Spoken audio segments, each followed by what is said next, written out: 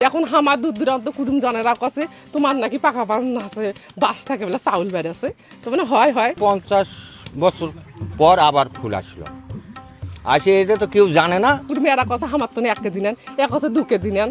এটা কিন্তু আমি জন্মের পর থেকে দেখি নাই, এটা আজ প্রথম দেখলাম যে বাস থেকেও নাকি চাল উৎপাদন করা যায়।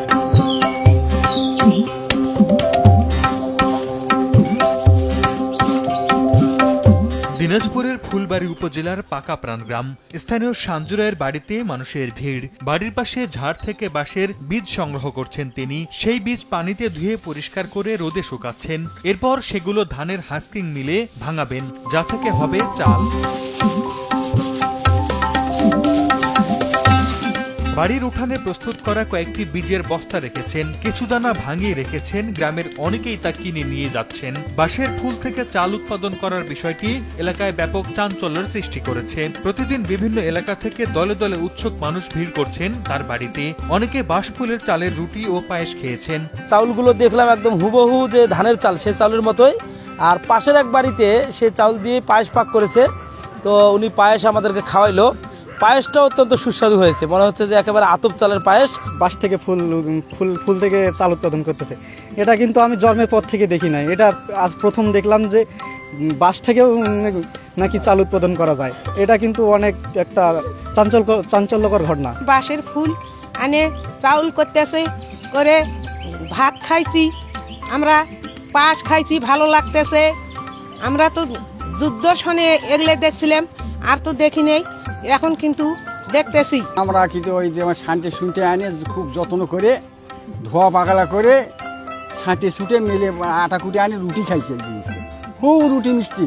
প্রতিবেশীরা জানান, বাঁশের বীজ থেকে দানা সংগ্রহ করার বিষয়টি প্রথমে ছেলে মানুষই ভেবেছিলেন। পরে সাঞ্জুরায়ের দানা সংগ্রহ দেখে তাজ্জব বনে যান। বর্তমানে উৎপাদিত দানা অনেকেই কিনে নিয়ে যাচ্ছেন। এখন আমার দূর দূরান্ত কুটুম জনেরা কাছে তোমার নাকি পাকা পান আছে বাস থাকে বলে চাউল বেড়েছে তো মানে হয় কুটুম এরা কথা আমার তো 1 কেজি নেন এক কথা 2 কেজি নেন। 50 বছর পর আবার ফুল আসলো আসে, এটা তো কেউ জানে না। ওই সাঞ্জু কিরকম কাটে শুনছে তখন এই কাম করলো।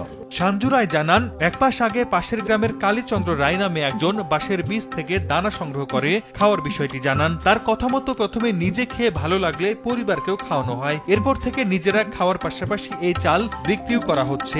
খানটি নিয়ে এসে মাছ ঝাড়তো, আমি বলছিল এটা কি এলে হবে, আমি তো দেখিনি এলে কি হবে।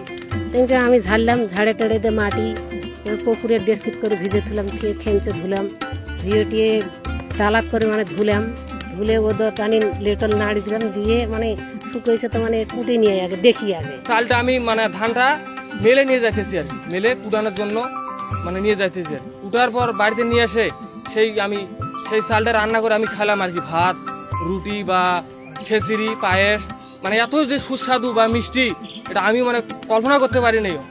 সেই খাওয়ার পর মানুষকে আমি জানালাম, প্রতিবেশী বা বাড়ির লোক আমি জানালাম যে এটা খুব সুস্বাদু।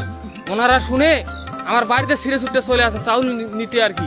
সাঞ্জুরায়ের পরিবারের খাবারের চাহিদাও পূরণ হচ্ছে এই চাল দিয়ে। পাশাপাশি এই চাল 40 টাকা কেজি দরে বিক্রিও করছেন তিনি। সময় সংবাদ, দিনাজপুর।